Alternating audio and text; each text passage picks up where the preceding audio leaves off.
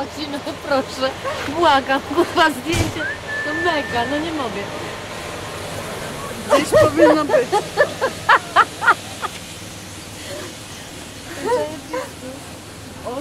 On zawsze na takim wycie? No,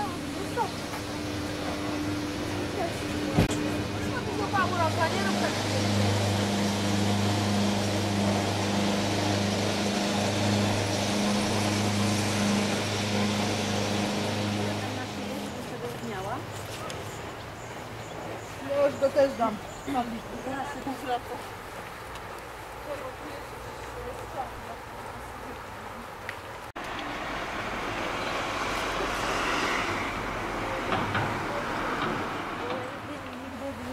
nie było. Mnie wszystko cieszy, co... Jakie kurwa, one są... one są... One są takie fajne, długie. One są...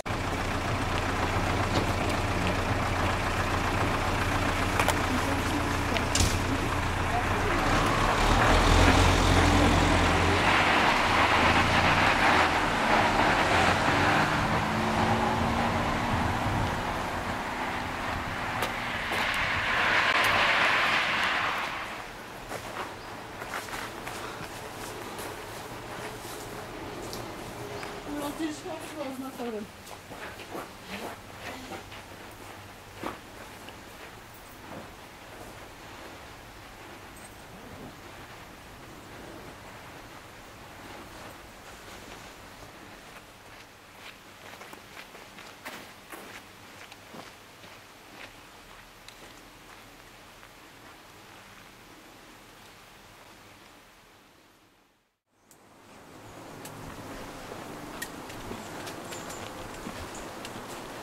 Masz kartę Tesco?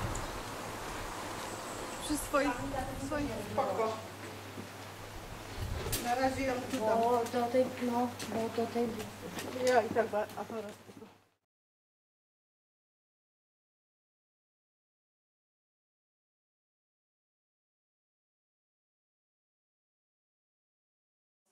Je venovaná archeológii. Vo vitrinách sa nachádzajú archeologické nálezy, ktoré sa našli v Strečne alebo aj v nedalekých obciach.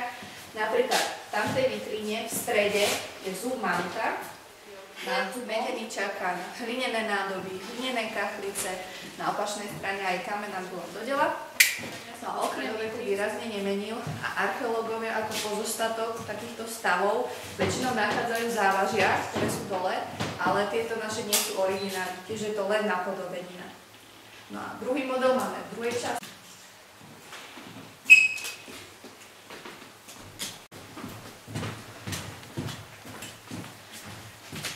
Tu zase vidíte kópiu starej pece na tavenie železa. Takéto pece len o čosi vyššie sa v minulosti nachádzali aj v okolí Strečna, lebo tu boli... Może tu już okna niektóre zrobili szklami.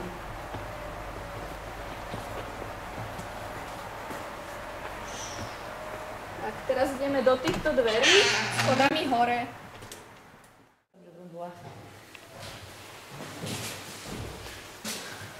Ale wiesz, jak będą mieć samochód w Żabce, Tak, musíš povedať niečo o histórii hradu. Prvá priama písomná zmeny na období, tzv. Berechry. Postupne sa hrad rozširoval až do 17. storočia, kedy dosiahol najväčšiu rozlohu a zároveň sa 14. storočia bol kráľovským majetkom, no a potom pomerne častom majiteľov, medzi nimi boli napríklad prvý poľský šľachtic Cudiloj zo Strorohu, bývalí husitskí kapitáni Anšapek zo Sán, takisto Štefan Pongrad, Pavel Kníži, rodina Záporských alebo Mikuláš Šahania proti panovníkovi. Keď bol majetok skonfiškovaný, na hrade sa začali usilovať Tekeliho vojaci, tí znovu pripravovali povstanie proti panovníkovi Leopoldovi I. storočia. Čiže znova si to tu môžete prezrieť, potom zase budeme pokračovať. A co to je to?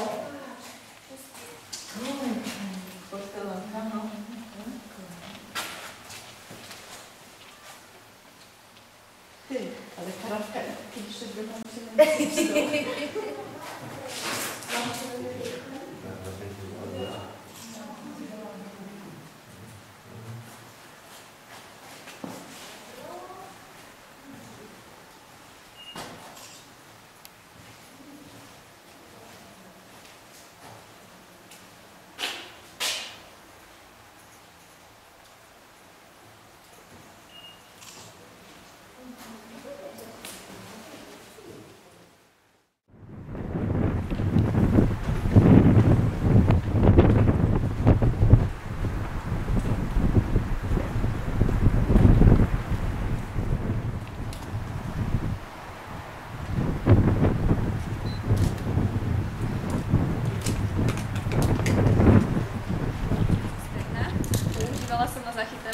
dažďovej vody.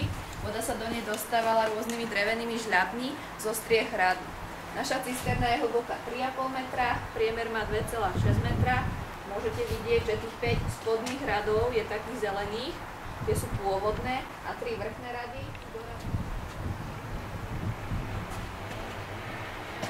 Vítam.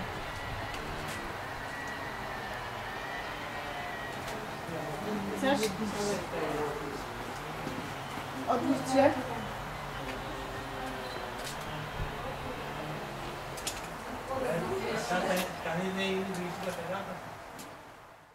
Ako ľadúvka. No a fungovala táto chladnička tak, že sluha zobral lano, na lane sa spustil tým otvorom dole, povyberal potraviny, ktoré potrebovali a zase ho hore vytiahli. Tak a teraz pôjdeme až úplne hore.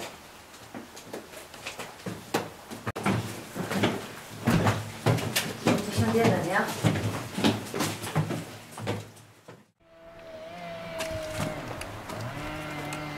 Ja zrobię panoramę.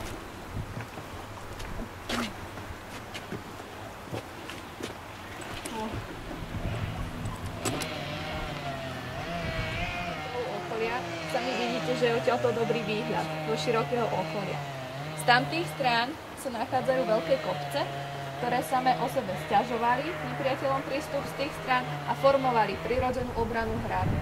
Na tejto strane môžete vidieť vrch Zvonica, nachádza sa na ňom pamätník francúzskych partizánov.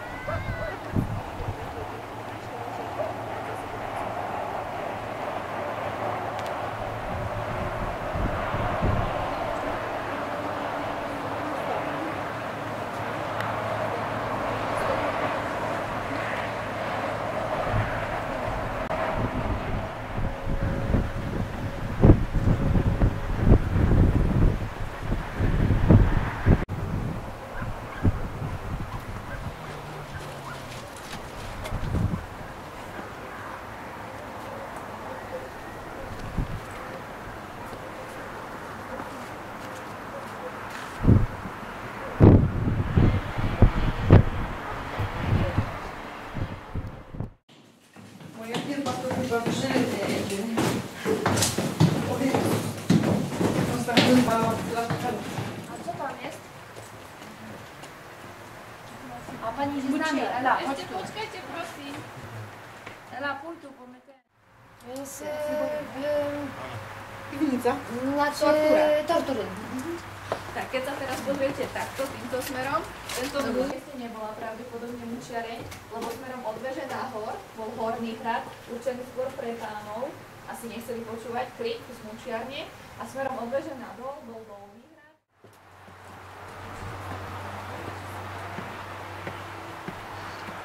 Prieved, teda stredoveká toaleta. Táto toaleta bola pôvodne taká malá komórka, v lavici na sedenie bol otvor, cez ten otvor všetko, čo sa tam vyrobilo, padalo po primúre dole pod hrad. Na strešno malo 2 také toalety, jednu, ktorú tam môžete vidieť, a ešte ďalšia bola na tom vedľajšom východnom námestí.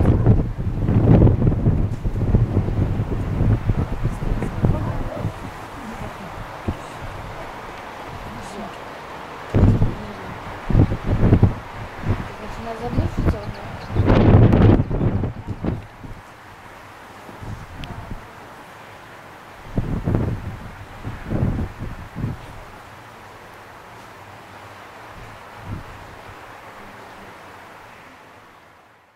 Otvorov v stenách, v nich boli trámy a na nich bolo ďalšie poschodie položené. Keď si všimnete otvor v tamtom hornom rohu, taký veľký, to je vnútorná strana tej toalety, zvonka ukazovať. No a tento severný palác sa v súčasnosti využíva na výstavy a to, čo tu vidíte teraz, tak to je výstava jedného akademického sochára, volá sa Jozef Mundier a jeho dcery výtvarníčky Veroniky. Takže môžete si prezrieť túto výstavu moderného umenia a potom sa podáme ďalej. Nie.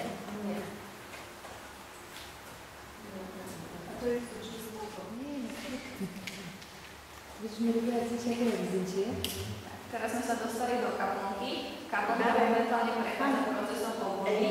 Má za sebou 2 etapy obnovy pozostávajúce z reštaurátorských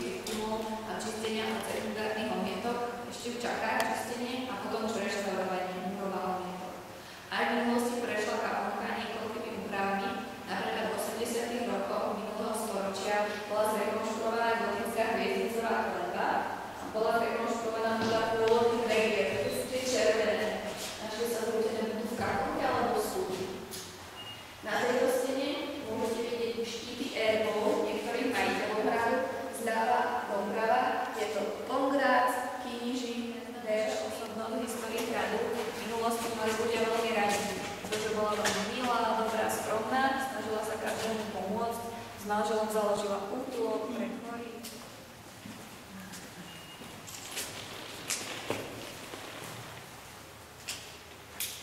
Ostatné ozrejenie v nosný čas. Preto je dobré studnie a preto neporušové telo, ktoré sa našlo v krypte. To je bývalá sakristia kaplnky. Môžete tu vidieť časti náhrobku Žofie Bosniakovej, niekoľko pôvodných originálnych častí z kaplnky. A zaujímavý je aj tento list, respektíve kópia listu písaného Žofiou Bosniakovou v starom slovenskom jazyku. Na tom liste je zaujímavé práve to, že je písaný v slovenčine, lebo následok slovenskému národu.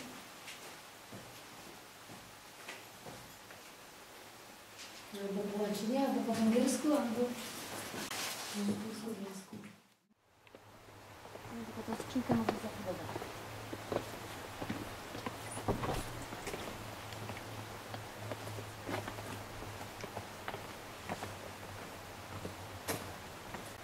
No. Jakby było coś takiego, burzowo coś. Te okná, čo tu sú, to sú pôvodné strielne. Pravdepodobne bola toto kedysi miestnosť pre vojakov. No a môžeme ísť schodami až tiež taký poschodie, no to podľa štvorcových otvorov, no nikoli trámy a nevyložené formáčky.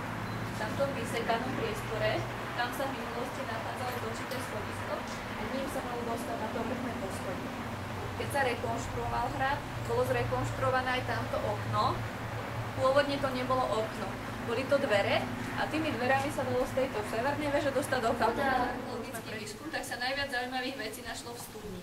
Lebo sme si hovorili, že studňa bola pri ničení hradu zasypaná, bola zasypaná kusmi hradu až povrch a tak sa o jej existencii pred tým výskumom prakticky ani nevedelo. Až keď sa začalo skúmať, zistilo sa, že naozaj tu je studňa, potom ju čistili jaskyniari z Martina, trvalo im to 6 rokov, ju takto vyčistili. Czy tam ktoś schodzi? No, jaskyniari.